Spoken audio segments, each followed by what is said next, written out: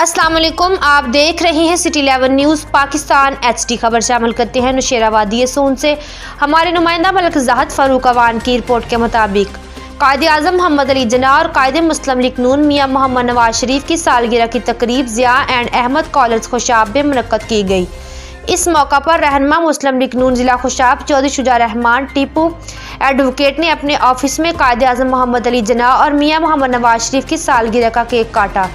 इस मौका पर सीनियर रहनुमा मुस्लिम लीग नून मिर्ज़ा तलत महमूद, मोहम्मद असलान अगफानी, हाजी मोहम्मद हफीज़, हाजी मोहम्मद मुमताज़, मोहम्मद यासर, मोहम्मद उमर खान, मियां शाहिद और दीगर मुस्लिम लीग की रहनुमा और कारकुनान ने शिरकत की।